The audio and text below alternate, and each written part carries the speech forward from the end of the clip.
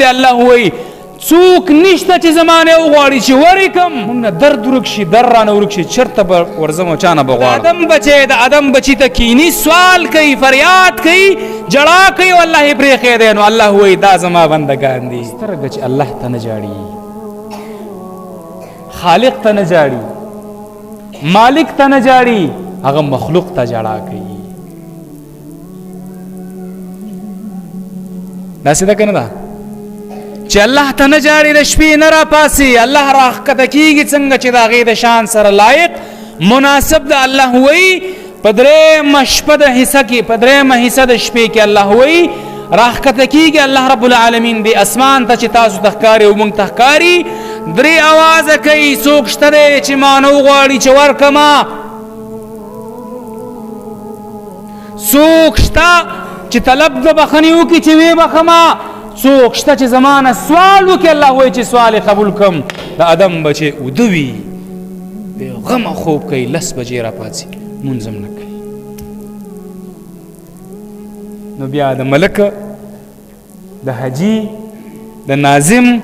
او په چوکۍ کې ناست هغې ته جړا کوي نو چې دغه ځای کې جړا کې فریاد کې ذلیل ځان نه جوړې د شپې راپاڅه الله ته وجاړه پرېږده دا خراب کارونه ته ګوره چې تا سره الله څه کوي الله وایي څوک وایي رب چې تی پیدا کړی زی پیدا کړی یم خالق د کل کائنات دی الله وایي څوک نشته چې زما نه وغواړي چې ورکم موږ نه درد ورک شي در رانه ورک شي چېرته به ورځم او چا نه به غواړم زه د در خیم که نه کلي کې چې کله خلک مالدار ګوټي شان خلک خیرات کوي اول خو دا خیرات طریقې هم د دوی ټیک نه شرمول کوي هسې مسلمانان بې عزته شرموي طریقه دا ده تا ته پته ده چې دا خلک کمزوري دي ورشه کور ته وله یو سکر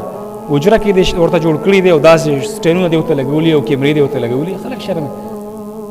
الله ته به څه جواب ورکوي ده چې دا تا په دې نیت باندې کړي چې زه خلکو ته شومنټ وکړم الله به دې راونیسي مه کوه دا شي نو چې څوک وایي چې پلانکي ځای کې خیرات دی یا څوک دغه ورکوي صدقه ورکوي پیسې ورکوي دا د بېنظیر روپو پسې زموږ د ستاسو د خویندې څونه منډې وي 10,000 12,000 روپۍ وایي که څومره پسې ذلیله شو چاته میلاو شي چاته میلاو نه شي نو زما هم کوشش دا وي چې ما ځان سره خپله خور کېنولي تاسو ځان سره خپله کېنولي بل مور کېنولي هلته ورځي او هلته ولاړي پیسو ته درد دی که نه هغه ځای دی معلوم دی چې پیسې ورکوي نو زه تاسو ته ښیم که نه چې د الله نه وغواړه الله وایي ما نه وغواړه چې درکم الله نه چې غواړي خوشحالیږي په دې باندې او د ادم بچی نه چې غواړي خفه کېږي په دې باندې نو د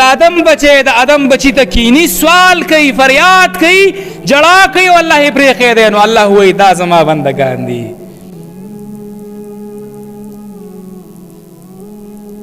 پوهېږئ که نه زه یې هم وپېژندو د شپې درېیمه حصه سهار مونځ نه مخکې ګوره دا بوډاګان اکثر راپاڅي خوب یې پوره شوی عمر تقاضا ده وغواړه د الله نه